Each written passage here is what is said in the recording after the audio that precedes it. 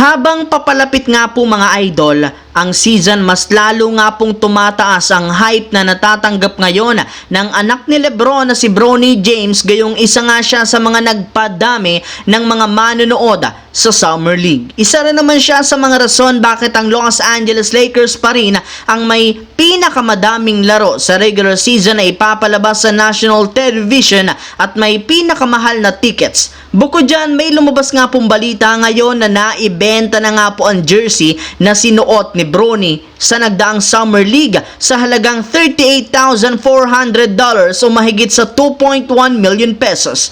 Well, ayon nga sa mga eksperto, hindi rin naman nga nila inaasahan na ganito kalaking mabibenta ang jersey ni Bronny na kanyang sinuot sa Summer League dahil $6,000 hanggang $10,000 lamang ang estimated value nito. Kaya nangangahulugan lamang niyan, grabe nga talaga ang ibinibigay na impact nito sa publiko, lalo pat kapag naging successful pa nga ito sa liga. Kagaya ng kanyang ama, expected tataas pang lalo ang value ng kanyang naibentang Summer League jersey. Samantala, ilang araw matapos kumalat ang balita na mawawala nga po si Christian Wood ng 2 buwan sa Lakers, ay hahanap na nga po ngayon ang pansamantalang papalit dito. At base sa pinakahuling inilabas na balita ni Shams Charania, mukhang nahanap na nga po ng Lakers ang kanilang magiging bagong sentro, ng isang 7-footer free agent na si Christian Coloco na balak bumalik at maglarong muli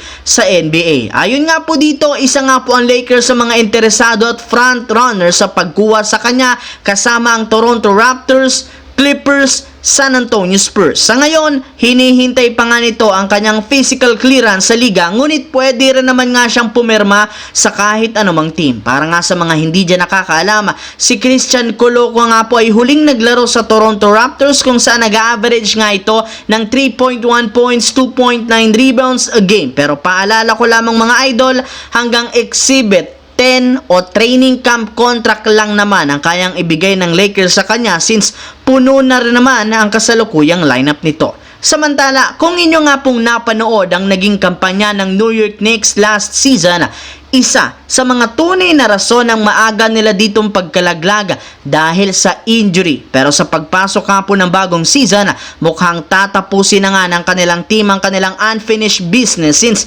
inaasahan babalik at magiging healthy na ang kanilang mga key player na samahan mo pa ng pagkakaroon ng isang Mikal Bridges. Kaya hindi na nakakagulat bakit naniniwala ang analyst na si Kendrick Perkins na ang New York Knicks ang magkakaroon ng best record sa NBA next season. Sinabi rin naman nga po ni Draymond Green ng Golden State Warriors, ayaw nga po niyang makatapat ang Knicks sa regular season dahil alam nga po niya kung gaano kalakas ang opensa at depensa ng lineup nito. Subalit kahit gaano mang kalakas ang Knicks, meron pa rin naman nga silang room for improvement. Sa katunayan, maaari nga po silang kumuha ng bagong sentro at target nga nila ngayon sina Nick Richard ng Charlotte Hornets, Walker Kessler ng Utah Jazz, Robert Williams ng Portland Trail Blazers at si Jonas Valanciunas ng Washington Wizards. So yun lamang mga idol ang ating bagong video na ating pinag-usapan ngayon dito. Once again, this is your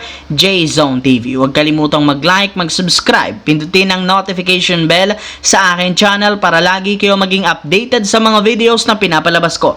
Isang malaking shoutout sa lahat mga idol. Maraming salamat po.